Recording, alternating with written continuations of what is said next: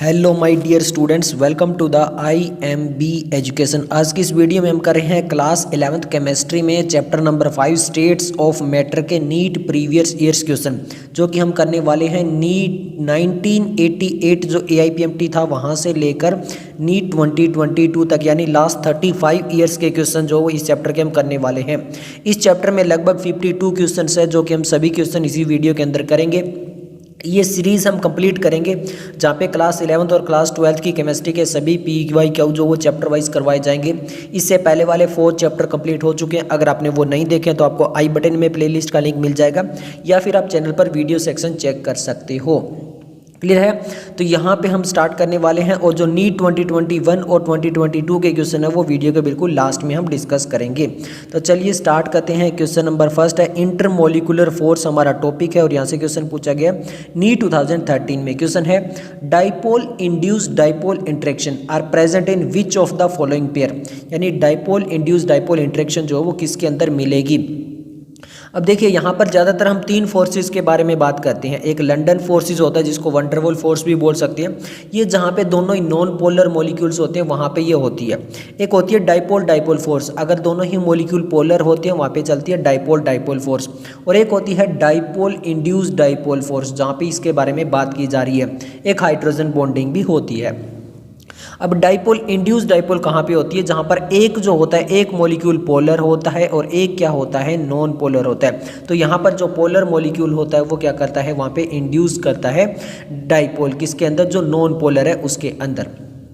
तो डाइपोल का मतलब आप समझते हो कि वहाँ पर क्या होगा, डाइपोल मूवमेंट जो है वो अगर जीरो है तो वहाँ पर वो है नॉन पोलर है, अगर वो जीरो नहीं है तो मतलब नॉन जीरो है अगर यहाँ पे डाइपोल मूवमेंट, तो इसका मतलब क्या है कि वो जो चीज़ है वो पोलर है मॉलिक्यूल।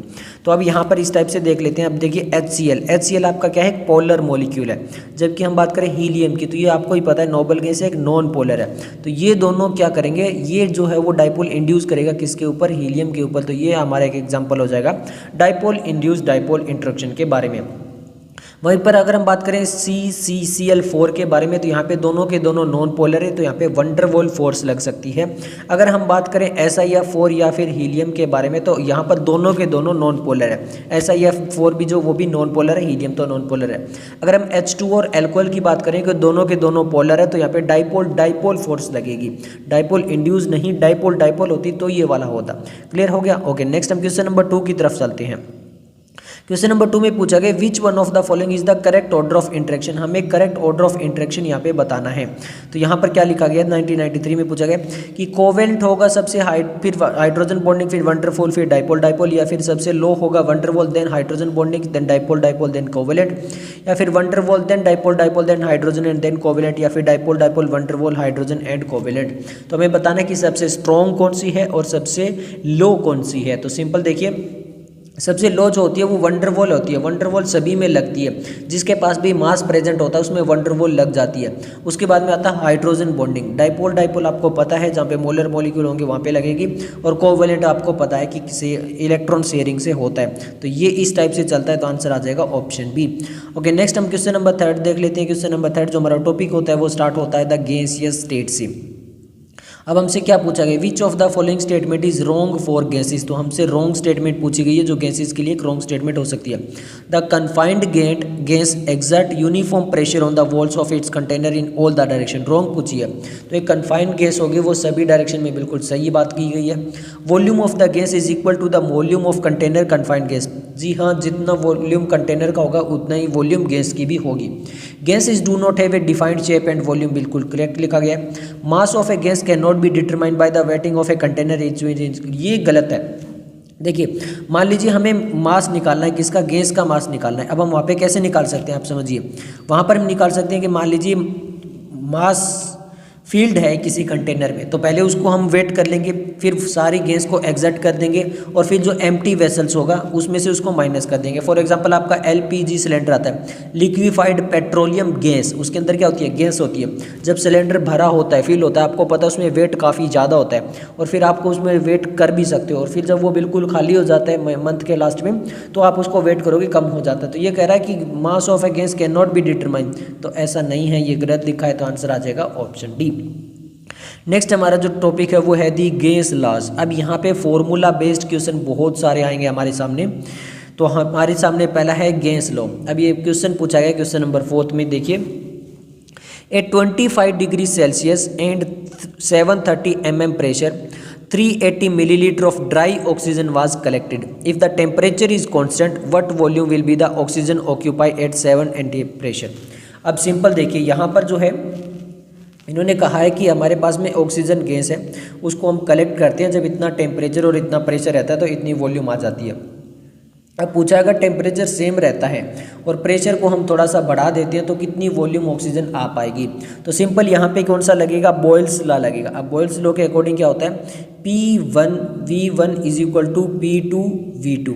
हमसे पूछा क्या है, V2 पूछा है, तो V2 क्या हो जाएगा, P1 V1 अपॉन में P2, ये हो जाएगा हमारा V2। अब P1 हमारे दिया, P1 पहले कितना है 730 है, और हमारे पास में प्रेशर हमारे पास में दिया हुआ है 730 है, वॉल्यूम हमारे पास में दी है कितनी 380 है, क्लियर है। P2 कितना हो गया है 760 है। अब यहाँ पर इसको करके कैलकुलेशन निकाल लीजिए।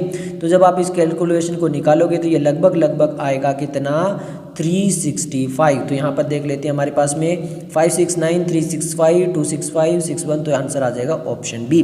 नेक्स्ट हम क्वेश्चन नंबर 5 देख लेते हैं। क्वेश्चन नंबर 5 में बोला गया है प्रेशर रिमेन द सेम, यानी प्रेशर को बिल्कुल यहाँ पे सेम रखा गया। The volume of a given mass of an ideal gas increase for every degree centigrade rise in temperature by definite fraction of its volume eight. यहाँ पे बोला गया कि प्रेशर सेम है, वॉल्यूम जो है of a given mass of ideal gas दी गई है increase for every degree centigrade. जैसे जैसे हम डिग्री मतलब हर एक डिग्री सेंटीग्रेड को हम राइज करें टेम्परेचर के अंदर, तो वहाँ पर उसमें वॉल्यूम में भी चेंज हो रहा है, इंक्रीज हो रही है by definite fraction of its volume at. कहाँ तक होगा ये सब कुछ, तो ऑप्शन दिए गए 0 degree Celsius critical temperature, absolute zero, या फिर इट्स बॉयल टेम्परेचर तक। तो देखिए यहाँ पर बात करें ये चार्ल्स लॉ की। अब चार्ल्स लॉ के अकॉर्डिंग क्या बोला गया है कि जो वॉल्यूम होती है किसी भी of a given mass of a given gas increase होती है और डिक्रीज होती है by 173 degree of its volume से। और ये कहाँ होती है, ये होती है 0 डिग्री सेल्सियस पे। कहाँ होती है, 0 डिग्री सेल्सियस पे। जब भी हम कोई भी कांस्टेंट प्रेशर के ऊपर इस टाइप का करेंगे तो वो 0 डिग्री सेल्सियस होती है। तो ये आंसर आएगा 0 डिग्री। चार्ल्स लॉ की ये डेफिनेशन ही पूछी गई है, क्लियर है, ओके। नेक्स्ट अब हमारे आइडियल गैस इक्वेशन स्टार्ट होती है। आइडियल गैस तो आपको पता होगा PV is equal to nRT वाली जो आइडियल गैस ज़्यादातर आप लिखते हो फार्मूला वाली। अब यहाँ पर देखिए क्या बोला गया, a mixture of nitrogen and argon gas in a cylinder contain 7 gram and 8 gram of argon. If the total pressure of the mixed gas in cylinder the partial pressure of nitrogen use atomic mass. ये nitrogen का argon का दिया गया है। अब partial pressure अगर हमें निकालना होता है तो पार्शियल प्रेशर हमें किसी चीज़ का निकालना है, किसी भी गैस का ऑफ गैस, तो हम क्या करते हैं, सिंपल हम करते हैं क्या, मोल फ्रैक्शन पहले उसका निकाल लेते हैं, क्या मोल फ्रैक्शन निकालते हैं और मल्टीप्लाई बाय टोटल प्रेशर कर देते हैं। तो यहाँ पे जो प्रेशर दिया गया है वो 27 दिया गया है, ये टोटल प्रेशर 27 दिया गया। अब हमें निकालना है मोल फ्रैक्शन, हमें मोल फ्रैक्शन निकालना है, बट हमें देखिए नाइट्रोजन निकालना है ना, तो नाइट्रोजन का मोल फ्रैक्शन हो जाएगा, बट उससे पहले हमें मोल निकालने पड़ेंगे। तो हमें नाइट्रोजन दिया, आर्गन दिया, उनका वेट दिया हुआ है। अब हम मोल निकाल लेते हैं। मोल कैसे निकालते हैं, मास जो गिवन मास है अपॉन में मोलिकुलर मास। तो सबसे पहले हम किसका निकाल लेते हैं, नाइट्रोजन का निकाल लेते हैं। नाइट्रोजन में कितना दिया हुआ है 7, तो 7 अपॉन में यहाँ पे हमारे पास में मोलिकुलर मास दिया हुआ है कितना, सिंपल n का दिया हुआ है 14, बट यहाँ पे नाइट्रोजन गैस है N2 में, तो कितना हो जाएगा 28 हो जाएगा। तो इसको निकाल लोगे तो ये 1/4 आएगा, यानी 0.25 मोल निकल कर आएगा, क्लियर है, ओके।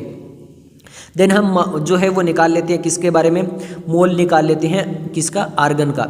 अब आर्गन में ये दिया हुआ है, यहाँ पे अपन को क्या करेंगे 40 कर देंगे, 8/40, तो ये 1/2 हो जाएगा, 2 हमारे पास में कितना आ जाएगा 10 आ जाएगा, क्लियर है। तो यहाँ पर इसको हम निकाल लेते हैं, ये पास हमारे पास में कितना आ जाएगा 0.2 मोल आ जाएगा, कितना आ जाएगा 0.2 मोल हमारे पास में ये निकल कर आ जाएगा, क्लियर है। अब हमें मोल फ्रैक्शन निकालना है। मोल फ्रैक्शन किसका निकालना है, नाइट्रोजन का निकालना है। तो नाइट्रोजन का मोल था 0.25 और हमारे पास में टोटल मोल कर लेंगे तो 0.25 प्लस 0.20, इसको निकालेंगे तो ये लगभग निकल कर आएगा 0.55। मोल फ्रैक्शन आ गया हमारा नाइट्रोजन का, किसका आ गया, नाइट्रोजन का, क्लियर है। अगर आर्गन निकालना होता तो 0.20 करते और दोनों को ऐड कर देते, बट मोल फ्रैक्शन आ गया हमारे पास में।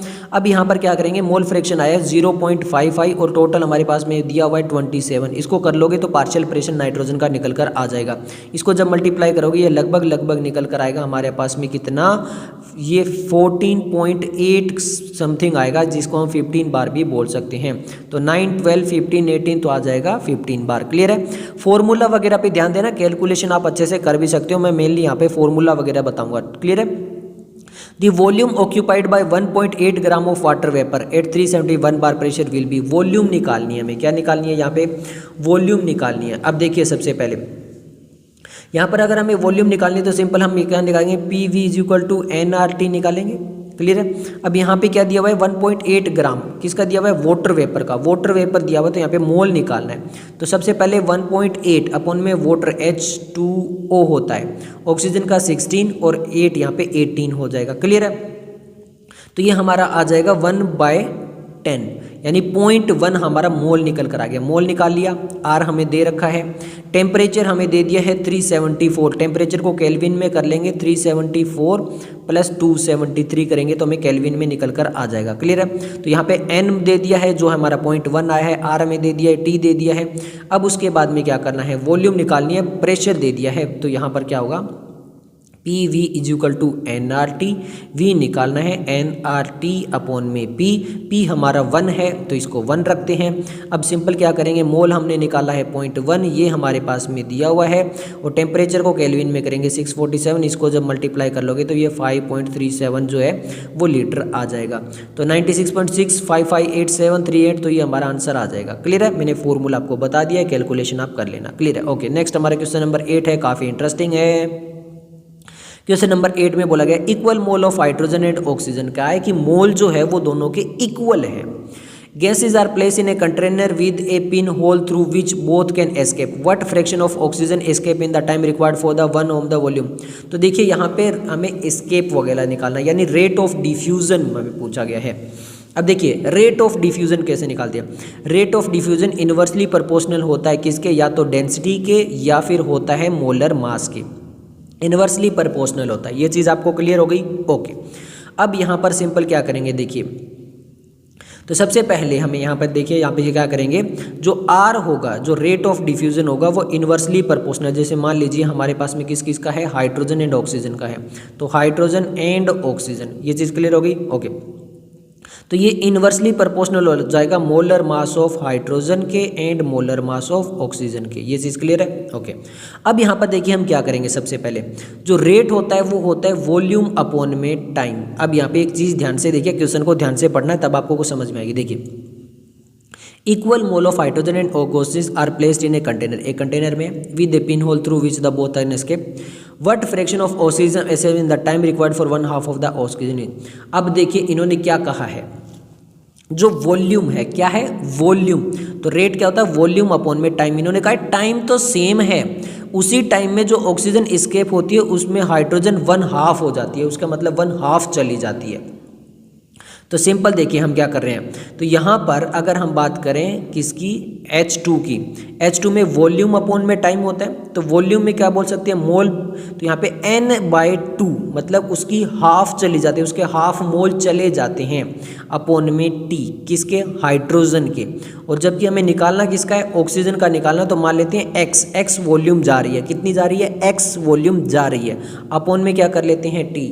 यहाँ तक क्लियर हो गया। ओके, पहले हाइड्रोजन में वॉल्यूम अपॉन में टाइम लगाते हैं, क्लियर है। फिर उसको जो वो वाला फॉर्मूला मोलिकुलर मास वाला वो हम लगा लेंगे, पहले रेट निकालते हैं, रेट का निकाल लेते हैं।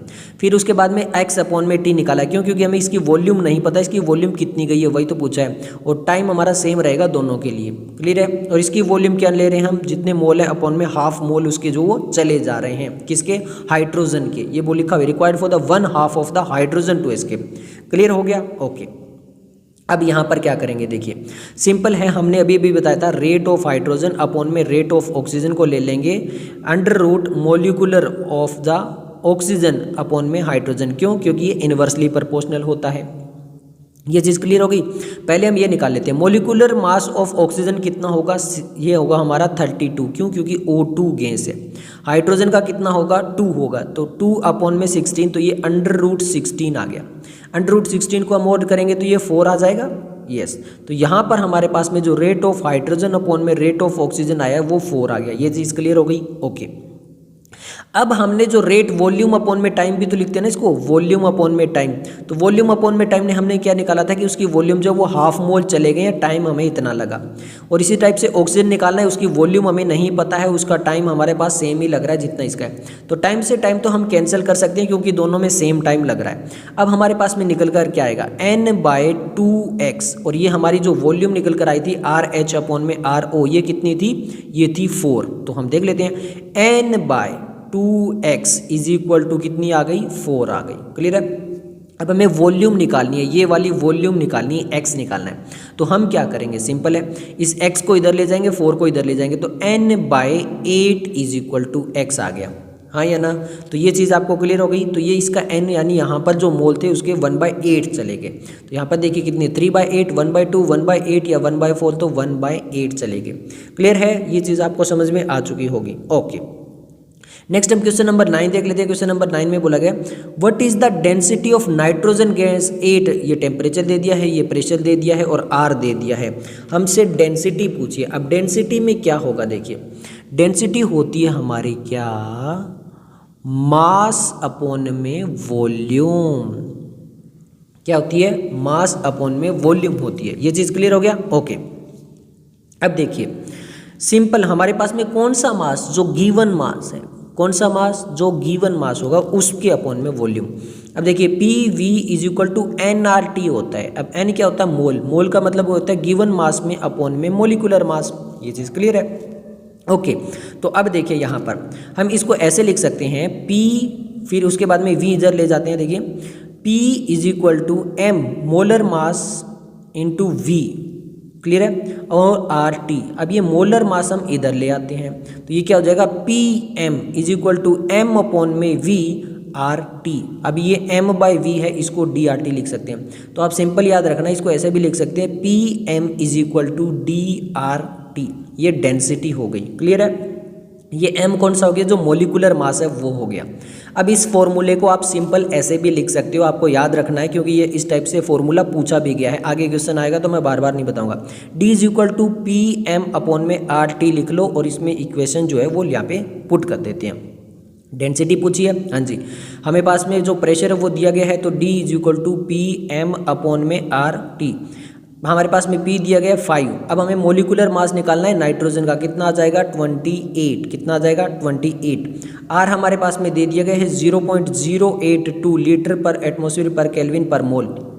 क्लियर है, और टेम्परेचर दे दिया गया, इसको टेम्परेचर को आप कर लीजिए केल्विन में, तो केल्विन में करोगे कितना आएगा 500 केल्विन, ये निकल कर आ जाएगा।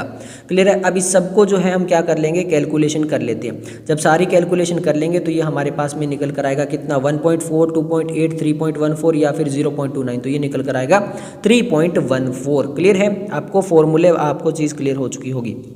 ओके, नेक्स्ट हमारे पास में क्वेश्चन नंबर 10 है। यहाँ पे फॉर्मूले बड़े बड़े हैं भैया, थोड़ा ध्यान देना। 50 millilitre of each gas of volume A and B taken 150 and 260 respectively for effusing through a pin hole under the similar condition if molecular mass of B with the molecular mass of B। Molecular mass पूछा है, बता दिया है, rate क्या होता है volume upon में time. Clear है, रेट क्या होता है वॉल्यूम अपॉन में टाइम। अब देखिए वॉल्यूम यहाँ पे दोनों के लिए सेम है, A के लिए भी 50 है, B के लिए भी 50 है। क्लियर है, तो हम सिंपल सा फॉर्मूला निकाल लेते हैं। अब देखिए यहाँ पर वॉल्यूम अपॉन में टाइम अपॉन में वॉल्यूम अपॉन में time is equal to under root, यहाँ पर ये हम मान लेते हैं V1 T1, ये V2 T2, तो यहाँ पे मोलिकुलर मास क्या आएगा, इन्वर्सली प्रोपोर्शनल होता है, तो M2 अपॉन में M1। अब देखिए वॉल्यूम बिल्कुल सेम है, तो वॉल्यूम से वॉल्यूम क्या हो जाएगी, कट जाएगी, तो यहाँ पर क्या आएगा T2 अपॉन में T1 under root M2 upon में M1। अब ये फॉर्मूला सिंपल सा आपको समझ में आ चुका होगा। क्लियर है, ओके, अब यहाँ पर वही फॉर्मूला हम लगा लेते हैं। देखिए T2 हमारे पास में कितना है 200 है, T1 कितना है 150 है, तो यहाँ पे लिख लीजिए 200 अपॉन में 150। अब यहाँ पे मोलिकुलर मास हमें एक का दिया हुआ है, किसका दिया हुआ है, देखिए बी का दिया हुआ 36, तो यहाँ पर 36 आ जाएगा और हमें M1 निकालना है। तो यहाँ पे इसको पहले हम कर लेते हैं, तो ये 3/4 चला जाएगा, तो ये आ जाएगा हमारा 4/3 इज इक्वल टू √36/M2। हमें ये निकालना है, A निकालना है हमें। ये चीज़ क्लियर हो गई। अब इस अंडर रूट को हटाने के लिए इंटू 4 कर लेते हैं, तो ये हो जाएगा हमारा, देखिए 16/9 इज इक्वल टू 36/M। अब m निकालना है तो क्या करेंगे हम, 36/16 इंटू 9, इसको हम जो है वो कैलकुलेशन कर लेते हैं, तो ये हमारा निकल कर आएगा लगभग 81.4। तो ये हमारा लगभग देखिए कितना आ रहा है, 20 के आसपास आ रहा है। क्लियर है, कितना आ रहा है, 20 के आसपास आ रहा है। बट 96, 128, 32, 64 ऐसा कोई ऑप्शन ही नहीं है, हमारा आ रहा है 20 के आसपास। तो इसका मतलब है यहाँ पे नन ऑफ द अबव आएगा, इसमें से कोई भी जो फॉर्मूला नहीं जा रहा है, कोई भी हमारा एक्चुअल जो हमने निकाला वो बिल्कुल सही है। आप ये मत सोचना कि हमसे गलती हो गई, आपका सही है, बट यहाँ पे कोई ऑप्शन नहीं है 20 के आसपास। क्लियर है, ओके। नेक्स्ट हम क्वेश्चन नंबर 11 देख लेते हैं। A certain gas takes 3 times as long as to effuse out helium its molecular mass भी। वापिस वही है, देखिए यहाँ पर क्या बोला गया, 3 times, टाइम ज़्यादा ले रहा है। सिंपल है, पहले रेट अपॉन में वॉल्यूम अपॉन में टाइम, एक टाइम इतना ले रहा है, तो एक R2 जो है वो V अपॉन में 3T ले रहा है, बस इतना ही है। वॉल्यूम क्या रही है, सेम रह रही है, और मोलिकुलर मास हमें निकालना है। तो सिंपल हम क्या करेंगे, जो अभी निकाला है उसी में डायरेक्ट फॉर्मूला जो है वो डाल देंगे। तो यहाँ पर देखिए क्या होगा, T2 अपॉन में T1 लगा लेंगे, वापस जो अभी तो करके आए हम वही फार्मूला लगा लेते हैं, फिर हमें पता चल जाएगा। हमारे पास में गैस कौन सी दी है, बस वो याद रखिए, हीलियम दी है। कौन सी दी है, long at of the helium दी है, तो एक हीलियम का है तो फिर दूसरे का निकाल लेंगे। देखिए अभी निकाला था T2 अपॉन में T1 is equal to √M2 upon में M1, अगर दोनों की वॉल्यूम सेम है। अब टाइम एक में कितना लग रहा है, 3 times लग रहा है, तो हम क्या कर लेंगे, यहाँ पे जो एक में था 3 times लग रहा है, तो इसको 3/1 कर लेंगे, और फिर यहाँ पे M2 हमारा जो है वो हीलियम का निकाल लीजिए। सॉरी, यहाँ पर हमारे पास T1 जो है वो 3 दिया हुआ है, तो ये 1/3 हो गया, इसका निकाल लीजिए। ये हमारे पास में हीलियम का कितना होता है, 4 होता है, और इसको कर लीजिए कितना हो गया, ये हमारे पास में M1। अब M1 हमें निकालना है, तो ये आ जाएगा 4/में M1 is equal to 1/3 into 3 कर लेते हैं, इसको यहाँ पे अंडर रूट हटा के हमने ये कर लिया, तो ये हमारा आ जाएगा 9 × 6, तो ये हमारा आ जाएगा 64 Cu। कितना आ जाएगा, 64 Cu नहीं आएगा, सॉरी 9 × 4 कितने होते हैं, 64 नहीं होते, 36 होते हैं, तो आ जाएगा 36 Au। ओके, नेक्स्ट हमारा क्वेश्चन नंबर जो वो 12 चला जाएगा। क्वेश्चन नंबर 12 हम देख लेते हैं। The 2 gases A and B having the same volume, वापस वॉल्यूम वही है, diffuse through a porous in portion 20 T2 time respectively the molecular mass of A is molecular mass of B निकालना है। वापिस सेम वही फॉर्मूला लगाएंगे। देखिए क्या है, T हम देखिए AB कर लेते हैं, TA अपॉन में TB, वॉल्यूम सेम है, तो हम क्या लगेंगे, under root molecular mass of, अब यहाँ पर किसका आएगा, molecular mass of A upon में मोलिकुलर मास ऑफ B ही आता है। क्लियर है, ओके। अब देखिए यहाँ पर A का टाइम दिया है कितना, 20, ये हमारा हो गया 20। B का हमारे पास में कितना दिया है, 10 लगा लिया। मोलिकुलर मास इसका कितना दिया है, 49, इसका हमें निकालना है। क्लियर है, ओके। तो 1/2 इसको कट कर लेते हैं, ये चीज़ क्लियर हो गई, ओके। अब यहाँ पर देखिए ये हमारा 1/2 हो गया, मतलब 2 इज इक्वल टू √49 अपॉन में √M। अब यहाँ पर इसको अंडर रूट हटाने के लिए इसको क्या कर लेंगे, 4 कर लेंगे, तो यहाँ पर क्या आ जाएगा 49 अपॉन में MB इज इक्वल टू 4। तो MB हमें निकालना है, तो MB इज इक्वल टू 49/4 कर लीजिए, तो ये लगभग कितना निकल कर आएगा, ये आएगा 12.25। क्लियर है, तो आंसर आ जाएगा ऑप्शन बी। ये फॉर्मूला आप याद रख सकते हो, बार बार इससे क्वेश्चन आए हुए हैं। ओके, नेक्स्ट हमारा क्वेश्चन नंबर 13 है। क्वेश्चन नंबर 13 में बोला गया एक gases mixture was prepared by taking equal mole. अब यहाँ पर मोल इक्वल लिए गए हैं। द टोटल प्रेशर दे दिया गया, the partial pressure of the nitrogen and the mixture. तो हमें partial pressure of the nitrogen निकालना है। वापिस से देखिए सिंपल क्या करेंगे, यहाँ पर मोल फ्रैक्शन निकालना है, बट मोल मान लीजिए यहाँ पर इक्वल दिए। देखिए एक gases mixture was prepared equal mole, तो हम मान लेते हैं कि CO का मोल 1 मान लेते हैं, नाइट्रोजन का भी मोल 1 खा लेते हैं।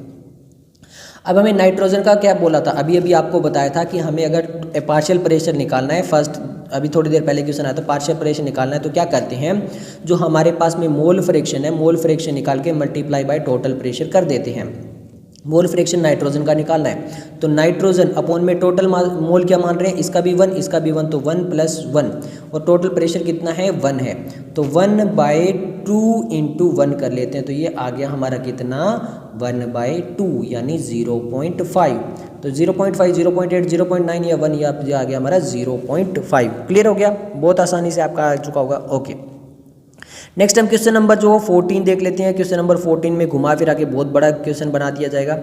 ए bubble of air is under water, temperature दे दिया गया है, प्रेशर दे दिया गया। If the bubble volume rise to the surface where the temperature is 26 and pressure what will the happen to the volume. अब वॉल्यूम निकालनी है भैया। अब आइडियल गैस के अकॉर्डिंग PV = nRT होता है, ये तो हमें पता है। तो V जो होता है वो क्या होता है, डायरेक्टली प्रोपोर्शनल टू T होता है टेम्परेचर और इन्वर्सली प्रोपोर्शनल टू P होता है, क्योंकि हमें टेम्परेचर और प्रेशर दिया हुआ है। तो वॉल्यूम हो गई, बाकी NR का हमें कोई मतलब यहाँ पे हो नहीं रहा है। क्लियर है, तो यहाँ पे हम T/P लगा लेंगे। क्या लगा लेंगे, T/P। तो V1 = T1/P1, ये चीज़ क्लियर हो गई। और V2 = T2/P2। अब देखिए पहले टेम्परेचर कितना है 15 डिग्री है, इसको केल्विन में कर लीजिए, तो ये केल्विन में आएगा 15 + 273 लगभग कितना आ जाएगा 288। प्रेशर हमारा दिया हुआ है कितना 1.5। क्लियर है, ओके। वापस से ये कर लीजिए, टेम्परेचर हमारा कितना दिया हुआ है, ये दिया हुआ है 25 डिग्री सेल्सियस, इसमें +273 करेंगे तो ये आएगा 298। प्रेशर 2 कितना है हमारे पास में 1, ये चीज़ क्लियर हो गई। ओके, अब देखिए वॉल्यूम 1 तो हमें पता है कि वॉल्यूम 1 कुछ फिक्स थी। अब हमें निकालनी क्या कि उसके अंदर कितना चेंज आ गया। चेंज आ गया का मतलब क्या है, V2/में V1 करना पड़ेगा, क्योंकि ये हमें जो है वो जो बदलाव आया है वो करना पड़ेगा। तो अब यहाँ पे अगर वो चीज़ करनी पड़ेगी तो हमें सिंपल इन्वर्सली प्रोपोर्शनल था। इसका मतलब क्या था कि यहाँ पर उसको हम 298 × 1.5 अपॉन में 1 × 288 कर देंगे। अब ये क्या था हमारा, यहाँ पर 298 क्या था, T2 था, याद आ गया। और ये हमारे पास में 1 एटमॉस्फेयर क्या था, P2 था। क्यों, क्योंकि यही तो होगा। V2 के जो टेम्परेचर डायरेक्टली प्रोपोर्शनल है, ये इन्वर्सली प्रोपोर्शनल है। इसी टाइप से ये हमारे पास में T1 है और ये क्या है हमारे पास में P2 है। तो T2 × P2 अपॉन में P2 × T1। क्लियर है, जब इसको हम कैलकुलेशन करके निकालेंगे सारा कुछ, तो ये लगभग 1.55 आएगा। तो यानी वॉल्यूम जो है वो इंक्रीज हुई है। अगर 1 से कम आती तो हम डिक्रीज बोलते हैं ना, बट वॉल्यूम क्या हो गई, इंक्रीज हो गई। 1.55 क्या हो रही है, देखिए volume will become greater, volume will become, ये स्मॉलर तो हो नहीं सकती, बिकम ग्रेटर। 2.5 1.1 1.6, तो ये 1.55 हमारा आएगा, ये लगभग 1.6 के अकॉर्डिंग जाएगा। तो आंसर आ जाएगा ऑप्शन ए। नेक्स्ट जो हम देखने वाले हैं वो क्वेश्चन नंबर 15 देखने वाले हैं। The pressure exerted by 6 gram of methane gas in temperature दे दिया गया, वॉल्यूम वेसल एट टेम्परेचर दे दिया गया, एटॉमिक मास हमें दे दिया गया है, प्रेशर निकालना है। तो सिंपल है, क्या कर लेंगे, PV = nRT, nRT निकालना है। वॉल्यूम हमें दे दी गई है, n क्या होता है, मास अपॉन में मोलिकुलर मास, ये मास हमें दे दिया गया है। तो सिंपल क्या करेंगे, देखिए P = अब देखिए भैया कार्बन और हाइड्रोजन में जो है वो मास निकाल लेना। मीथेन क्या होता है, CH4 होता है। तो यहाँ पर क्या हो गया 12 + 4 16 हो गया, तो 6/16, ये तो मोल निकाल गए, हाँ या ना। अब R हमें दे दिया गया, ये इतना 8.13 है। T हमें इसको 129 को केल्विन में कर लेंगे, केल्विन में करेंगे तो ये हमारे पास में लगभग 402 आएगा। क्लियर है, और ये हो चुका हमारे। फिर उसके बाद में अपॉन में वॉल्यूम कर लेते हैं। वॉल्यूम हमारे पास में कितनी है, 0.03 है। अभी सबको कैलकुलेशन कर लीजिए, ये कैलकुलेशन जब करोगे तो ये लगभग आएगा 41648 पास्कल। बस वॉल्यूम प्लस हमें क्या निकालना है, PV = nRT वाला फॉर्मूला निकालना है और फिर सब कुछ ये कर लेना है। नेक्स्ट हमारा क्वेश्चन नंबर 16 है, which of the following mixture of gases does not obey Dalton law of partial pressure. अब Dalton law of partial pressure किस पे एप्लीकेबल होता है, केवल उन्हीं पे एप्लीकेबल होता है जो नॉन रिएक्टिंग होती है, यानी जो रिएक्ट नहीं करती है। अब इसने पूछा does not obey Dalton law, तो डाल्टन लॉ किस पे नहीं होगा, तो वो जो रिएक्शन कर जाएगी उन पे डाल्टन लॉ कभी अप्लाई नहीं होगा। तो यहाँ पे आपका क्लोरीन और SO2 होता है, वो सनलाइट में क्या करते हैं, रिएक्ट कर लेते हैं, तो इन पे जो है वो एप्लीकेबल नहीं होता। बाकी ये सारी नॉन रिएक्टिंग है, ये आपस में रिएक्शन नहीं करती है। तो यहाँ पर आंसर आ जाएगा ऑप्शन ए। नेक्स्ट हमारा क्वेश्चन नंबर 17 है, at what temperature the rate of effusion of nitrogen would be ये and the rate of SO2 at 50 degree Celsius. अब देखिए एक फॉर्मूला और होता है, यहाँ पे टेम्परेचर आ गया, टेम्परेचर आ गया तो क्या करेंगे भैया, टेम्परेचर आ गया तो रेट होता है किसके, इन्वर्सली प्रोपोर्शनल टू मास, यानी यहाँ पे आ जाएगा m2 अपॉन में m1 मल्टीप्लाई बाय, अगर टेम्परेचर आ जाए तो इंटू T2 अपॉन में T1 कर देंगे हम, ये अंडर रूट ही रहेगा। अब टेम्परेचर वगैरह सब कुछ यहाँ पे फॉर्मूला लगा लीजिए। ये जो रेट दिया हुआ है ये हमें दिया हुआ है 1.625, ठीक है। तो ये 1.625 करेंगे, मोलिकुलर मास ऑफ नाइट्रोजन लिखेंगे, कितना होता है 28 होता है, इन्वर्सली प्रोपोर्शनल है तो इसलिए। और ये हमारे पास में SO2 का कितना होता है 64 होता है। एक का टेम्परेचर इस वाले SO4 वाले का जो टेम्परेचर है वो हमें दिया हुआ है 323 और नाइट्रोजन का है वो हमें निकालना है, तो ये हो जाएगा T1। तो इसको अंडर रूट कर लेंगे और फिर ये 1.64, इस सबको मल्टीप्लीकेशन जब करके निकालेंगे तो ये हमारे पास में आएगा 373.15 अप्रोक्सीमेटली। अब ये किस में आया, केल्विन में है, तो इसमें से क्या कर देंगे 273 माइनस कर देंगे तो ये कितना आ जाएगा 100 डिग्री सेल्सियस। डिग्री सेल्सियस में पूछा तो 100 डिग्री सेल्सियस आ जाएगा। क्लियर है, ओके। नेक्स्ट हम क्वेश्चन नंबर 18 में देख लेते हैं। 50 millilitre of hydrogen diffuse through a small hole of a vessel in 20 minutes, the time taken by the 40 minute of the take. अब हमें यहाँ पे टाइम टेकन निकालना है भैया, सिंपल है, कितनी बार तो निकाल के आ चुके हैं। देखिए मिलीलीटर ऑफ द हाइड्रोजन, अब यहाँ पे देखिए वॉल्यूम जो है ना वो क्या हो चुकी है आपकी, चेंज हो चुकी है। टाइम भी हमें क्या निकालना है, चेंज निकालना है। तो सिंपल सिंपल सा कर लीजिए, क्या निकालना है देखिए रेट ऑफ हाइड्रोजन आएगा। क्लियर है, रेट में क्या होता है वॉल्यूम अपॉन में टाइम होता है, वॉल्यूम अपॉन में टाइम वाला फॉर्मूला लगा लीजिए यहाँ पे। अब वॉल्यूम एक की दी है, एक का टाइम दिया है, दूसरे की हमें वॉल्यूम दी है और हमें क्या पूछा है, टाइम पूछा है। तो सिंपल है, निकाल लोगे या नहीं निकाल लोगे, नहीं निकाल पाओगे तो देखिए R1 अपॉन में R2, अब V1 अपॉन में T1 is equal to V2 upon में T2, ये फॉर्मूला लगाना है। V1 हमारे पास में 50 दिया हुआ है, क्लियर है। T हमें कितना दिया, अपॉन में 20 दिया हुआ है। V2 हमें कितना दिया हुआ है, 40 दिया हुआ है, क्लियर है। और हमें यहाँ पे ये निकालना है कि ये जो T2 है वो कितना होगा। अब तो निकाल लोगे, अब तो बहुत आसानी से आ जाना चाहिए आपका, क्लियर है। तो अब यहाँ पर देखिए, यहाँ पर जब इसको सारे को कैलकुलेशन करके आप निकालोगे तो यहाँ पर देखिए दिया हुआ है गैसेस, यहाँ पर तो गैसेस में दिया हुआ है ऑक्सीजन और यहाँ पे हाइड्रोजन, उसका मोलिकुलर मास लगा लेना। जब ये सब कुछ कर लोगे तो ये आ जाएगा आपका 50 अपॉन में 20 अपॉन में 40 अपॉन में T is equal to under root. अब यहाँ पे मास लगाना पड़ेगा, मास लगाओगे एक का 32 अपॉन में 2, इसको करोगे तो ये वापस 16, ये 4 आ जाएगा। और इस सबरी की जब कैलकुलेशन करोगे वॉल्यूम T1 वाले की तो ये आपका आएगा T2 अपॉन में 16 इज इक्वल टू 4 अपॉन में 1। ये चीज़ क्लियर है। अब T2 निकाल लो, T2 निकालोगे तो 16 इंटू 4 आ जाएगा, 16 इंटू 4 कितना होता है 64, तो मिनट्स आपकी निकल कर आ जाएगी 64 मिनट्स। वही फॉर्मूला बार बार लग रहा है, क्लियर है। ओके, नेक्स्ट हमारा क्वेश्चन नंबर 19 है। क्वेश्चन नंबर 19 काफ़ी इंटरेस्टिंग सा क्वेश्चन है, बहुत आसान सा क्वेश्चन है। Under what condition will a pure sample of an ideal gas not only exhibit A pressure of 1 atmosphere but also a concentration of 1 मोल पर लीटर। यहाँ पर बोला गया 1 मोल पर लीटर। देखिए PV is equal to nRT होता है। अब मोल पर लीटर का मतलब हो गया यहाँ पर वॉल्यूम है, तो PV is equal to N/VRT।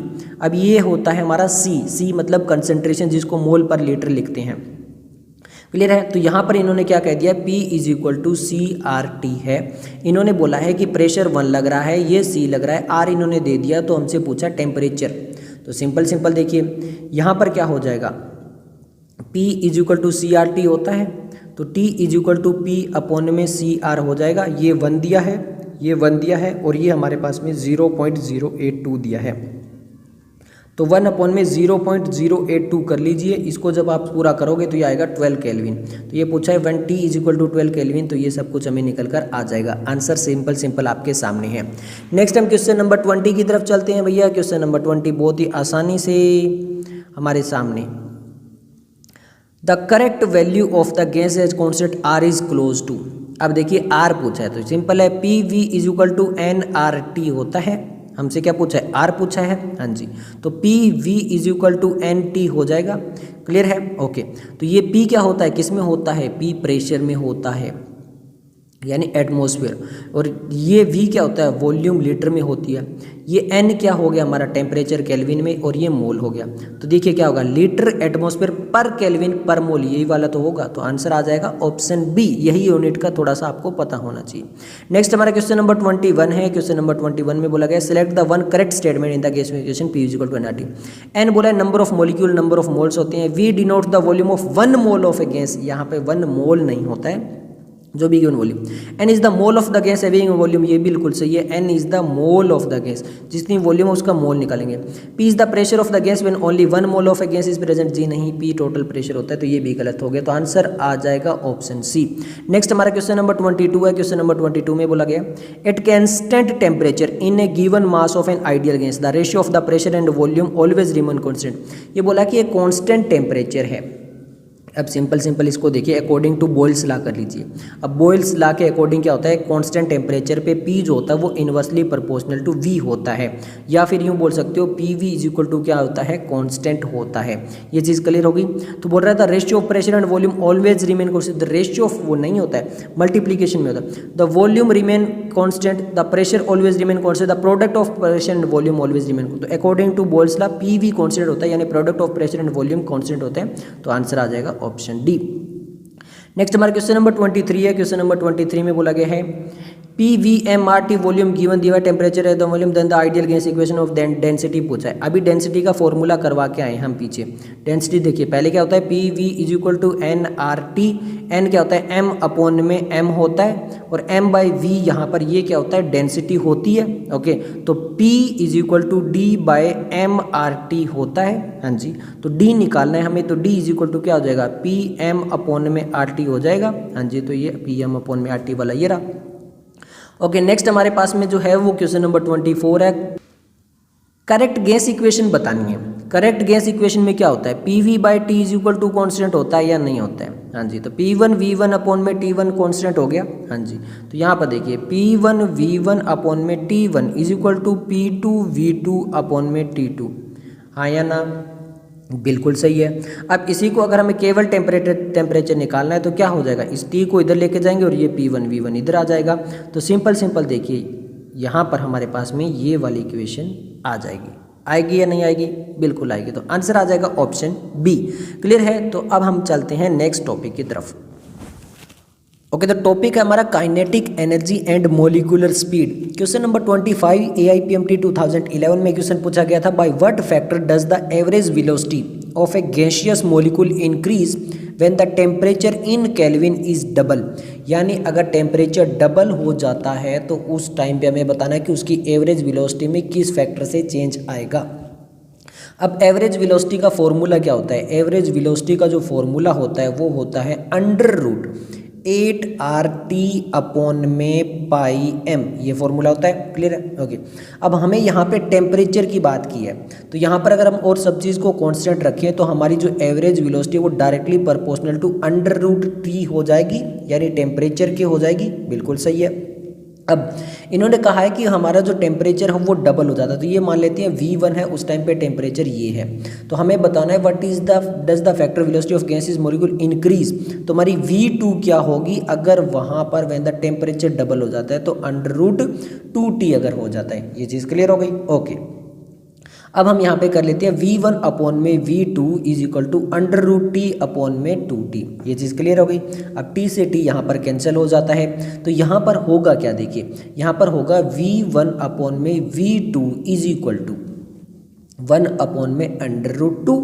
तो V2 हमसे पूछा है तो ये हो गई √2V1। तो यहाँ पर ये किस फैक्टर से चेंज हुई है, √2 से। अब √2 की वैल्यू क्या होती है, ये होती है 1.4, तो आंसर आ जाएगा ऑप्शन डी 1.4। ओके, नेक्स्ट हमारा क्वेश्चन नंबर जो है वो 26 है।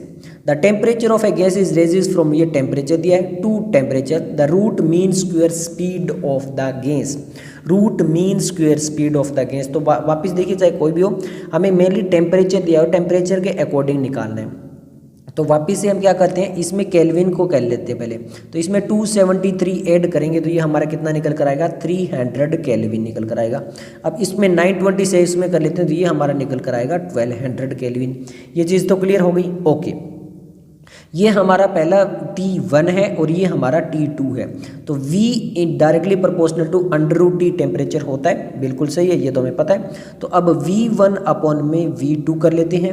अंडर रूट पहला टेम्परेचर कितना है 300, सेकंड टेम्परेचर कितना है 1200, इसको काट लेते हैं तो ये आता है 1/4।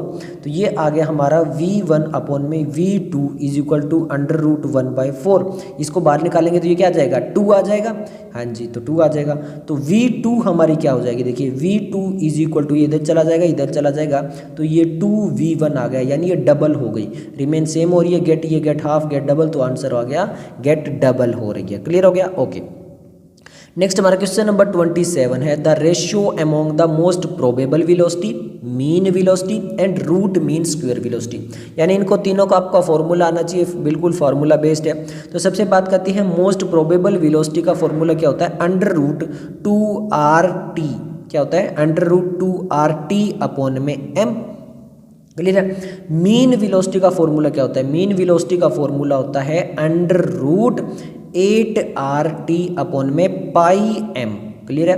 और हमारी जो रूट मीन स्क्वायर वेलोसिटी का फॉर्मूला क्या होता है, अंडर रूट 3RTm। अब अंडर रूट 3RTm सब में जो है वो कॉमन है, तो ये तो कट जाएगा। अब हमारा फॉर्मूला क्या आ जाएगा, अंडर रूट 2, फिर अंडर रूट 8 अपॉन में पाई, और फिर अंडर रूट 3। तो under root 2, under root 8 upon में पाई और अंडर रूट 3, तो आंसर आ जाएगा ऑप्शन डी। नेक्स्ट हम क्वेश्चन नंबर 28 देख लेते हैं। क्वेश्चन नंबर 28 में क्या बोला गया, the root mean square velocity at STP for gases. ये अलग अलग गैसेस दी है, इनमें रूट मीन स्क्वायर वेलोसिटी निकालना है। अब देखिए रूट मीन स्क्वायर वेलोसिटी में क्या होता है, अभी अभी फॉर्मूला निकाल के आए थे हम। रूट मीन स्क्वायर वेलोसिटी का क्या लिखा था, अंडर रूट 3RT अपॉन में m। अब मान लेते हैं स्टैंडर्ड टेम्परेचर प्रेशर है, तो यहाँ पर ये सारी चीज़ें तो हमारी कॉमन हो गई। अब हमारी v जो है वो इन्वर्सली प्रोपोर्शनल हो गई अंडर रूट m के। ये एक फॉर्मूला हमारा रूट मीन स्क्वायर वेलोसिटी से आ गया। अब यहाँ पर जो हमारा फॉर्मूला आया है उसमें क्या होगा, v जो है वो inversely proportional to under root m है। अब मोलिकुलर मास देख लेते हैं। हाइड्रोजन का कितना होता है 2 होता है, नाइट्रोजन का कितना होता है 28 होता है, ऑक्सीजन का कितना होता है, ऑक्सीजन का होता है 32। और यहाँ पर हमारे पास में HBr का कितना होता है, HBr का हमारे पास में होता है कितना, HBr का हो गया 81। तो यहाँ पर देखिए जिसका हाईएस्ट वैल्यू आ गई, अगर ये हाईएस्ट वैल्यू आ गई तो वेलोसिटी उसकी सबसे कम हो गई। तो हमें वेलोसिटी सबसे हाई बतानी है तो उसका जो मास है वो सबसे कम होना चाहिए। तो यहाँ पर यही चीज़ हमारे सामने निकल कर आएगी। अब इसके अकॉर्डिंग क्या होगा हमारा आंसर, इसके अकॉर्डिंग हो जाएगा, देखिए जिसका मास कम होगा उसकी वेलोसिटी सबसे ज़्यादा, फिर ये फिर ये फिर ये, तो हमारा आंसर यहाँ पे निकल कर आ जाएगा ऑप्शन बी। नेक्स्ट हमारा क्वेश्चन नंबर 29 है root mean square velocity of a gas molecule is proportional to. अब यहाँ पर root mean square velocity of a gas molecule, तो यहाँ पर अभी अभी निकाला था हमने, अंडर रूट m आया था, v inversely proportional to under root m आया था। अगर हमें उसको हटाना है तो क्या आ जाएगा, यहाँ पर हाफ m 1/2 आएगा। बट इसको भी अगर हम ऊपर लेके जाएंगे डायरेक्टली प्रोपोर्शनल, देखिए क्या बोला गया है, is proportional to, directly proportional करेंगे तो वो m की -½ वैल्यू आ जाएगी, और -½ वैल्यू वाला ऑप्शन यहाँ पे हमारे सामने ऑप्शन सी आ जाएगा। क्लियर है, ओके। नेक्स्ट हमारा जो टॉपिक है वो है kinetic molecular theory of gases. तो ये हमारा AIPMT 2009 में आया क्वेश्चन है। The energy absorb by the each molecule, ध्यान से याद रखना है, ईच मॉलिक्यूल यानी A2 दिया हुआ है, इसके अंदर 2 एटम है, ऑफ ए सब्सटेंस की ये जो टोटल एनर्जी एब्जॉर्ब की है वो उसने इतनी की है। बॉन्ड एनर्जी जो लगी है वो उसकी इतनी लगी है, यानी बॉन्ड फॉर्मेशन के लिए। तो काइनेटिक एनर्जी होता पर एटम पूछा है। काइनेटिक एनर्जी क्या होगी, टोटल एनर्जी उसने ली, फिर उसने कुछ बॉन्ड बना लिया, अब जो फ्री एनर्जी बची है वो उसके पास क्या बच जाएगी, काइनेटिक एनर्जी में उसके काम आ जाएगी। तो टोटल एनर्जी इतनी है, इसमें से इतनी एनर्जी यूज़ कर ली तो इसमें से माइनस कर लेते हैं, तो ये आएगा हमारे पास में 0.4 × 10⁻⁹ जूल। अब आप यहाँ पे देखोगे 0.419। अब यहाँ पे पूछा क्या है, पर एटम पूछा है, बट ये मॉलिक्यूल है, तो इस मॉलिक्यूल में कितने एटम हो गए, 2। तो पर एटम के निकालने के लिए क्या कर देंगे, डिवाइड बाय 2। तो ये आ जाएगा हमारा कितना, 0.2 × 10⁻⁹।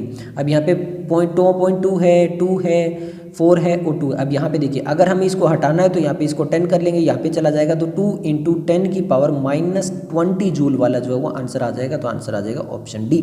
नेक्स्ट हमारा क्वेश्चन नंबर 31 है। क्वेश्चन नंबर 31 में पूछा गया है if A gas expand at constant temperature it indicate that. अब काफ़ी इंटरेस्टिंग क्वेश्चन है। इन्होंने पूछा है कि एक गैस है, अगर वो कांस्टेंट टेम्परेचर के ऊपर वहाँ पर एक्सपेंड कर रही है तो वो क्या इंडिकेट करता है। अब जो आपकी काइनेटिक एनर्जी होगी वो डायरेक्टली प्रोपोर्शनल होती है टेम्परेचर की। ये चीज़ क्लियर हो गया। सो अगर कांस्टेंट टेम्परेचर ही अगर कांस्टेंट है तो काइनेटिक एनर्जी क्या होगी उनकी, सेम रहनी चाहिए। तो kinetic energy of molecule remain the same, the number of molecule of gas increase, kinetic energy of molecule decrease, pressure of the gas increase. तो काइनेटिक एनर्जी सेम रहेगी क्योंकि वो टेम्परेचर के डायरेक्टली प्रोपोर्शनल, अगर temperature same है तो उसकी energy भी सेम रहेगी। तो आंसर आ जाएगा ऑप्शन ए। नेक्स्ट हमारा क्वेश्चन नंबर 32 है, average molecular kinetic energy of CO and N2 at the same temperature. वापस वही आ गया है, टेम्परेचर सेम है और एवरेज मोलिकुलर काइनेटिक एनर्जी पूछ रहे हैं तो वहाँ पर वो डायरेक्टली प्रोपोर्शनल होगी। ठीक है, टेम्परेचर अगर सेम रह रहा है तो उसमें कुछ भी नहीं कर सकते हम। क्लियर है। तो वहाँ पे वो इंडिपेंडेंट होती है मोलिकुलर मास के, आपको ये याद रखना है। अगर टेम्परेचर सेम है तो फिर वो इंडिपेंडेंट होगी किसके, मोलिकुलर मास के। ये मोलिकुलर मास इसमें कोई भी इफेक्ट नहीं डालेगा।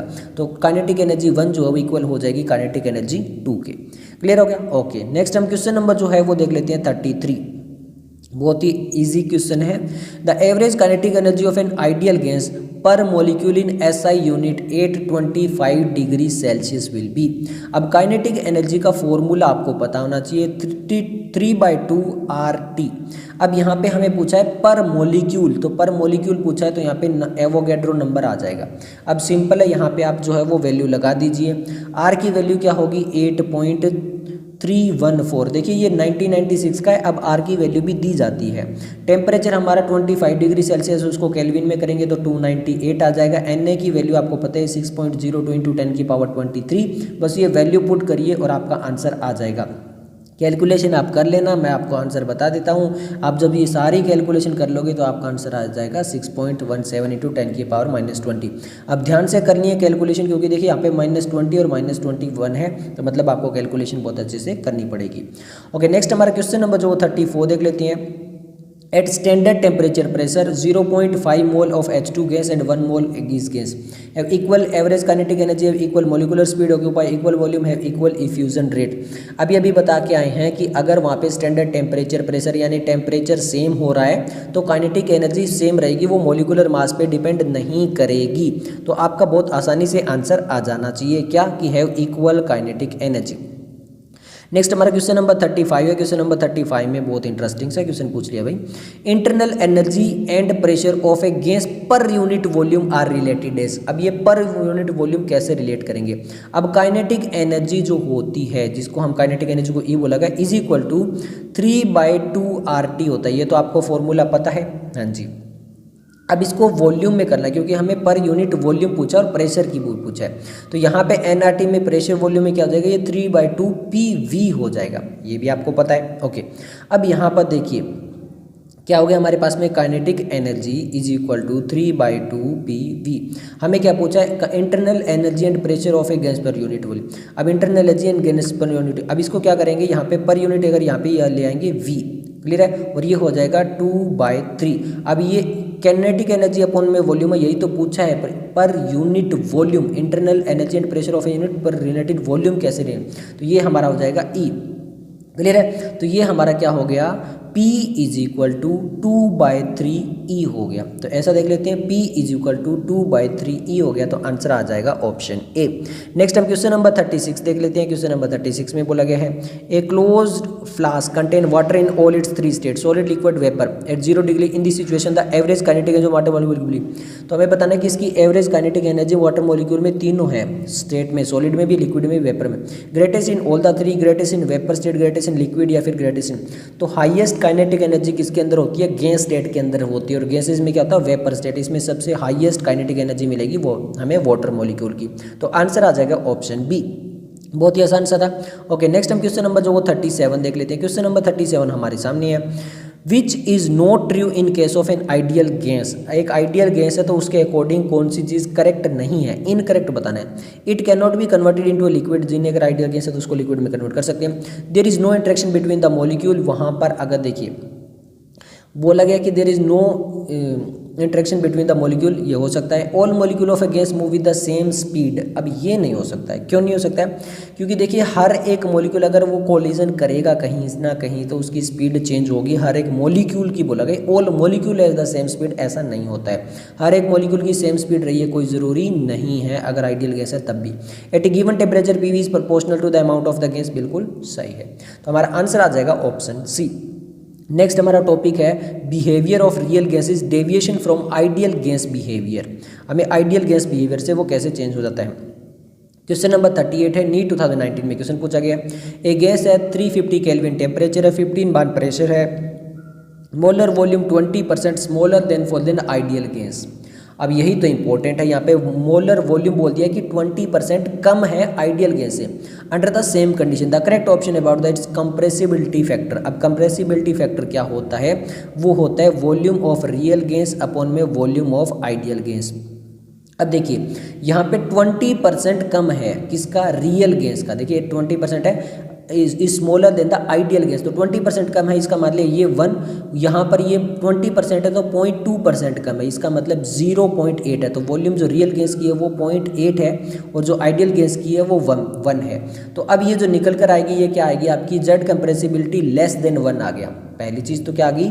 जो कंप्रेसिबिलिटी फैक्टर है वो क्या आ जाएगा आपका? लेस देन 1 आ जाएगा। ये नहीं आएगा, ये नहीं आएगा, ये आएगा। बट यहाँ पर क्या हो रहा है? क्योंकि यहाँ पर अब जो अट्रैक्टिव फोर्सेस है वो ज़्यादा लगेगी। जब लेस देन 1 आ गया तो वहाँ पे अट्रैक्टिव फोर्सेस क्या लगेगी? ज़्यादा लगेगी। तो यहाँ पर जो अट्रैक्टिव फोर्स है वो डोमिनेट हो जाएगी। तो आंसर आ जाएगा ऑप्शन डी। नेक्स्ट हमारा क्वेश्चन नंबर 39 देख लेते हैं। क्वेश्चन नंबर 39 में बोला गया a gas such as carbon monoxide would be most likely to obey the ideal gas. Ideal gas की तरह कब होगी? Low temperature high pressure, high temperature low high pressure, low temperature low pressure, high temperature low pressure. एक जो कोई भी एक real gas होती है वो आइडियल गैस पे तब बिहेव करती है जब high temperature and low pressure हो, ये याद रखना है। तो आंसर आ जाएगा ऑप्शन डी। नेक्स्ट हमारा क्वेश्चन नंबर जो 40 देख लेते हैं। Maximum deviation from the ideal gas is expected from. हमें बताना है कि सबसे ज़्यादा डेविएट कौन करेगा? हमारी मीथेन करेगी, एमोनिया करेगा, हाइड्रोजन करेगा या फिर नाइट्रोजन गैस करेगी। तो सबसे मोस्ट डेविएशन कौन सा करेगा? मोस्ट डेविएशन के लिए क्या होना चाहिए? पोलर मॉलिक्यूल होना चाहिए। जितना ज़्यादा पोलरिटी होगी वहाँ पे attractive force between the molecule उतनी ही ज़्यादा होगी। अगर किसी में इंटरमोलिकुलर फोर्स ज़्यादा होती है तो उसकी ए की जो वैल्यू होती है वो उतनी ज़्यादा होती है और उसका डेविएशन भी उतना ही ज़्यादा होता है। तो यहाँ पर इंटरमोलिकुलर फोर्सेस जो सबसे हाईएस्ट है, जो सबसे ज़्यादा पोलरिटी है वो है एमोनिया। तो आंसर आ जाएगा ऑप्शन बी। नेक्स्ट हमारा क्वेश्चन नंबर है 41। यहाँ पर हमें बोला गया है the real gases van der Waals equation लिखी गई है P + AN² अपॉन में V और V - N/(nRT) where A and B are van der Waals constant. A and B van der Waals constant आपको पता भी है। अब यहाँ पे बोला गया है 2 सेट ऑफ गैसेज दिया है। 1 में oxygen, carbon dioxide, hydrogen, helium दिए गए। एक में मीथेन, ऑक्सीजन और हाइड्रोजन दिए गए। The gas in given set 1 increasing order of B. जो ये वाला है इसमें बी जो है उसका इंक्रीजिंग ऑर्डर बताना है और इसके अंदर हमें जो है वो ए का डिक्रीजिंग ऑर्डर बताना है।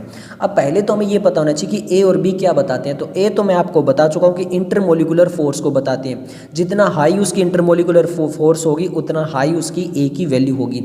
यानी सिंपल मैग्नीट्यूड ऑफ अट्रैक्शन बताते हैं। या फिर इसको बोल सकते हो कि जितना ज़्यादा पोलर होगा उसमें उतनी ही ज़्यादा क्या होगी? अट्रैक्शन होगी। उसका जो डाइपोल मोमेंट है वो जितना ज़्यादा हाई होगा इसका मतलब वहाँ पर उसमें उतनी ही ज़्यादा डेविएशन देखने को मिलेगी। अब बी क्या बताता है? बी बताता है साइज टर्म्स ऑफ वॉल्यूम। तो यहाँ पर देखिए अगर उसका अफेक्टिव साइज ज़्यादा है तो वहाँ पर उसकी बी की वैल्यू भी क्या होगी? ज़्यादा होगी। तो पहले इसमें सबसे हाईएस्ट साइज देख लेते हैं। तो CO2 का सबसे हाई होगा, फिर ऑक्सीजन का होगा, फिर हीलियम का होगा और सबसे छोटा जो होगा हाइड्रोजन का होगा। तो सबसे पहले हम यहाँ पर बी निकालते हैं। बी में हमें क्या निकालना है? उनका साइज निकालना है। तो सबसे हाईएस्ट कार्बन डाइऑक्साइड का होगा, बिल्कुल सही है। उसके बाद में ऑक्सीजन का होगा, फिर हमारे पास में हीलियम, फिर हाइड्रोजन का होगा। उसके बाद में बात करते हैं ए की। ए में क्या होगा? इंटरमोलिकुलर फोर्सेस लगनी चाहिए और सबसे हाईएस्ट जितना ज़्यादा वहाँ पे इंटरमोलिकुलर फोर्सेस होगी उतना ही ज़्यादा वहाँ पे उसकी ए की वैल्यू हाई होगी। तो यहाँ पे सबसे पहले मीथेन आएगा, फिर ऑक्सीजन आएगा एंड देन हाइड्रोजन आएगा। तो हमारा आंसर यहाँ से निकल कर जो आएगा वो आएगा ऑप्शन सी। नेक्स्ट हमारा क्वेश्चन नंबर 42 देख लेते हैं। Van der Waals real gas act as ideal gas at which condition. अभी बता चुके हैं हाई टेम्परेचर लो प्रेशर पे जो होती है वो क्या होती है, एक रियल गैस आइडियल गैस की तरह बिहेव करती है। नेक्स्ट हम क्वेश्चन नंबर 43 देख लेते हैं। क्वेश्चन नंबर 43 में बोला गया है one is a deviation more in the behaviour of a gas from ideal gas P is equal to NRT at high temperature low pressure at low temperature high pressure at high temperature low pressure at low temperature. कह रहा ideal gas. अब देखिए कोई भी ideal gas है वो अगर भी उसका बिहेवियर छोड़ती जाएगी। अब कोई भी जो गैस थी वो आइडियल कब होती है, जब उसका हाई टेम्परेचर और लो प्रेशर हो। पर हमें आइडियल गैस को उसको और ज़्यादा डेविएट करना, उसको और ज़्यादा रियल बनाना है, तो उसका जो बिहेवियर था उसका उल्टा कर देते हैं, मतलब लो टेम्परेचर और हाई प्रेशर कर देते हैं। तो इस टाइप से क्या होगा, अगर लो टेम्परेचर हाई प्रेशर करेंगे तो उसका ज़्यादा डेविएशन होगा। अगर हम हाई टेम्परेचर लो प्रेशर करते हैं तो वो आइडियल बनती जाती है, बट आइडियल को नहीं बताना है, हमें रियल बनाना है, तो उसका उल्टा कर देंगे, ऑपोजिट कर देंगे। नेक्स्ट हमारा क्वेश्चन नंबर 44 है। यहाँ पे बोला गया है a gas is said to behave like an ideal when the relation is constant. What do you expect a real gas behave like an ideal gas? When the temperature is low, when both the temperature and pressure are low, when both the temperature and pressure are high, या फिर when the temperature is high and pressure is low. तो ideal की तरह कब करती है, जब temperature high और प्रेशर लो हो। तो आंसर आ जाएगा ऑप्शन डी। नेक्स्ट हमारा क्वेश्चन नंबर जो 45 है, क्वेश्चन नंबर 45 में बोला गया है इन वंडरवॉल इक्वेशन जो अभी हमने देखे आते हैं best non ideal the term account for the intermolecular forces. Intermolecular forces में बता दिया था, जो ए होता है वो इंटरमोलिकुलर फोर्सेज बताता है, बी साइज बताता है, तो इंटरमोलिकुलर वाला ये जो होगा वो हमारा ये वाला हो जाएगा। तो आंसर आ जाएगा ऑप्शन सी। क्लियर है। नेक्स्ट टॉपिक है लिक्विफिकेशन ऑफ गैसेस, और यहाँ से क्वेश्चन नंबर 46 नीट 2018 में आया है। Given van der Waals constant for ammonia, hydrogen, oxygen and carbon dioxide are respectively 4.17, 0.244, 1.36 and 3.59। Which one of the following gases is most easily liquefied. अब देखिए van der Waals constant दिया गया है, तो ये वो वाला दिया गया है जहाँ पे इंटरमोलिकुलर फोर्सेस हाई है, यानी ए जो है वो वंडरवॉल कांस्टेंट ये दिया गया है। तो यहाँ पर ए की वैल्यू, यहाँ पर अगर हम बात करें अमोनिया की तो वो सबसे ज़्यादा है, हाइड्रोजन की बात करें तो वो सबसे कम है, फिर उसके बाद में ऑक्सीजन की है, और सेकेंड नंबर पर जो है वो कार्बन डाइऑक्साइड की है। क्लियर है। तो पूछा गया कि कौन सी सबसे ज़्यादा लिक्विफाइड होगी, तो सिंपल है, जिसका इंटरमोलिकुलर फोर्सेस जितना ज़्यादा हाई होगा उसकी लिक्विफिकेशन उतनी ज़्यादा इजीली हो जाएगी।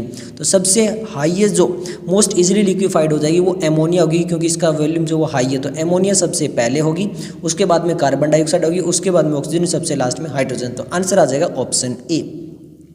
नेक्स्ट हमारा क्वेश्चन नंबर 47 है N ideal gas obeying kinetic theory of gases can not be liquefied because. एक आइडियल गैस है जो काइनेटिक थ्योरी ऑफ गैसेस को ओबे करती है, बट वो लिक्विफाइड नहीं हो सकती है। क्यों? It's solidified before becoming a liquid, force acting between its molecule are negligible, its critical temperature is about 0 degree Celsius, या फिर its molecule are relatively smaller in size। तो एक्चुअल में क्या है, जो आइडियल गैस है वहाँ पर मॉलिक्यूल काफ़ी दूर दूर है, तो वहाँ पे जो फोर्स लगती है उनके बीच में वो काफ़ी नेग्लिजिबल है, इस वजह से वो इजीली लिक्विफाइड नहीं हो पाती। तो आंसर आ जाएगा ऑप्शन बी। नेक्स्ट हम क्वेश्चन नंबर जो है वो 48 देख लेते हैं। क्वेश्चन नंबर 48 है हमारा लिक्विड स्टेट से। यहाँ पे AIPMT 2011 से क्वेश्चन पूछा गया था beans are cooked earlier in the pressure cooker because. पहले जो है वो बीन्स को अर्लियर जो है वो प्रेशर कुकर के अंदर जो है वो कुक किया जाता था। क्यों? Boiling point increase with increase pressure, boiling point decrease with increase pressure, या फिर extra pressure of pressure cooker soften the beans, या फिर internal energy is not lost while cooking in the pressure cooker. देखिए internal energy तो lost होगी चाहे वो किसी में कुक करे। एक्स्ट्रा प्रेशर कुकर का मतलब ये नहीं है कि वो एक्स्ट्रा प्रेशर लगा देगा, ये नहीं है। अब बॉइलिंग पॉइंट डिक्रीज होता है या इंक्रीज होता है, तो जैसे जैसे प्रेशर इंक्रीज होता है तो वहाँ पे बॉइलिंग पॉइंट जो होता है वो इंक्रीज हो जाता है। तो आंसर आ जाएगा option A, not B. Decrease नहीं होता है, इंक्रीज होता है। तो आंसर आ जाएगा ऑप्शन ए। अब देख लेते हैं नीट 2021 एंड 2022 के क्वेश्चंस।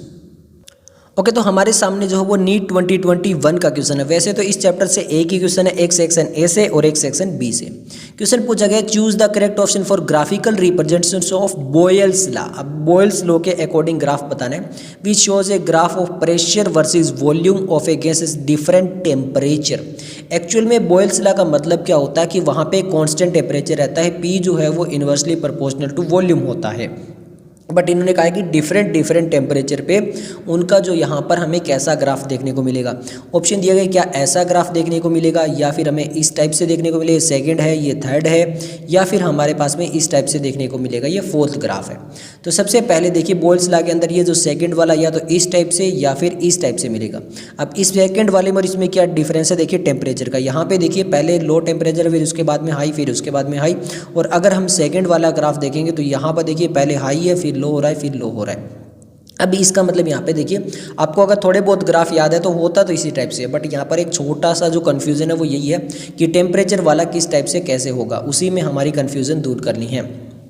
अब देखिए according to Boyle's law P inversely proportional to volume होता है, बट जैसे जैसे टेम्परेचर पे आता है तो पी का जो प्रोडक्ट होता है इसको हम लैम्डा एक कांस्टेंट दे देते हैं, यानी यहाँ पर जो पी वी का क्या होना चाहिए, एक प्रोडक्ट होना चाहिए। अब देखिए जैसे जैसे टेम्परेचर इंक्रीज हो रहा है, यानी यहाँ पे डिफरेंट डिफरेंट टेम्परेचर है, तो अगर यहाँ पे टेम्परेचर इंक्रीज हो रहा है तो वहाँ पर क्या होगी, गैस जो होगी वो एक्सपेंड होगी। अगर टेम्परेचर इंक्रीज होगा तो गैस एक्सपेंड होगी, इसका मतलब वॉल्यूम जो है वो गैस की इंक्रीज करेगी। तो सबसे पहले उसकी वॉल्यूम जो वाला पोर्शन है वो होना क्या चाहिए, टेम्परेचर के साथ में इंक्रीज होना चाहिए, पहला पॉइंट है।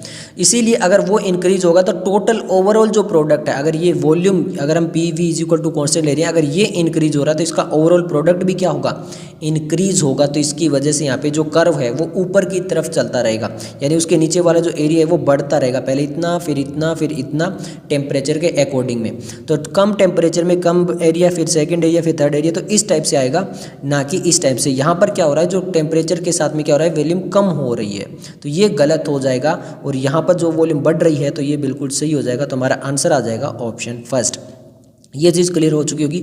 ओके, अब हम चलते हैं सेकंड क्वेश्चन में। सेकंड क्वेश्चन में पूछा गया choose the correct option for the total pressure in an atmosphere in a mixture of 4 gram of oxygen 2 gram of hydrogen confined in total volume of 1 liter at 0 degree Celsius. अब ये सब कुछ हमें दे दिया गया है, टेम्परेचर दे दिया है 273 डिग्री, आर दे दिया, तो P V is equal to N R T. हमें टोटल क्या निकालना है, प्रेशर निकालना है। देखिए ऑप्शन होता है टोटल प्रेशर।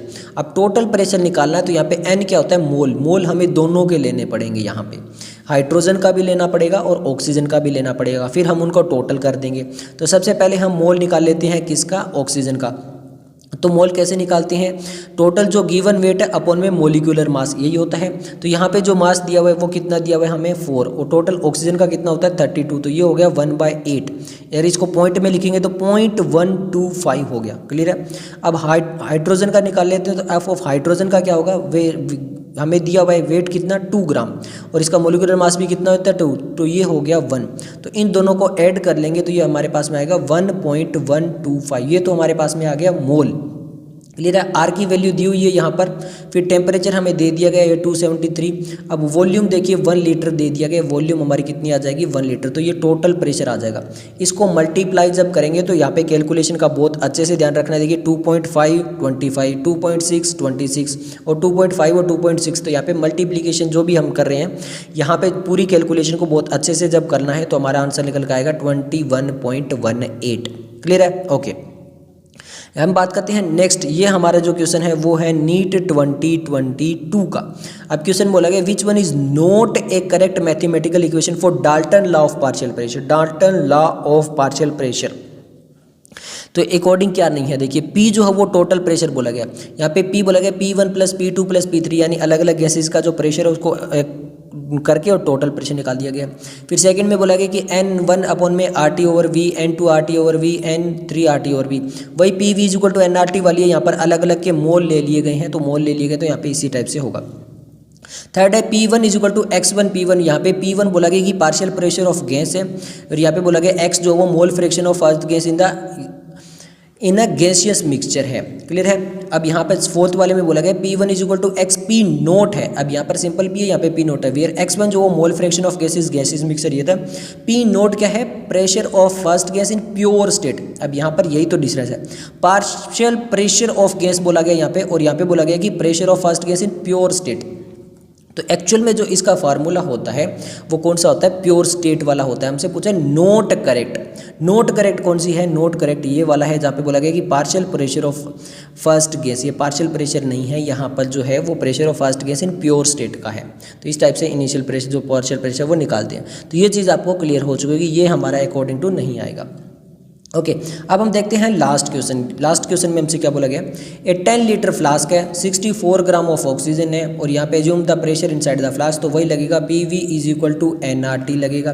पहले N निकाल लेते हैं, N कैसे निकलेंगे, ऑक्सीजन है ना O2, तो 64 हमारा टोटल ग्राम दिया हुआ है, O2 का कितना होता है मोलिकुलर मास 32, तो ये कितना हो गया 2 मोल, हमारे 2 निकल कर आ गया।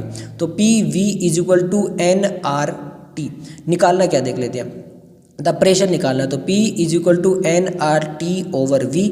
N कितना है हमारा 2 है, R हमारे पास में दिया है 0.0831। बहुत अच्छे से कैलकुलेशन करनी है क्योंकि ऑप्शन देखिए 4.9 है, 498 पॉइंट है, 49.8 है, तो बहुत अच्छे से कैलकुलेशन करनी पड़ेगी।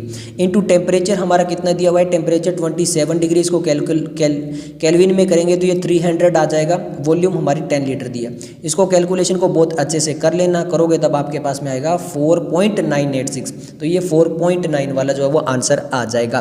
तो ये सब कुछ था इस चैप्टर के लिए। अगर आपको वीडियो पसंद आए तो लाइक कीजिए, दोस्तों के साथ शेयर कीजिए। मिलते हैं जल्दी नेक्स्ट वीडियो के साथ, तब तक के लिए धन्यवाद।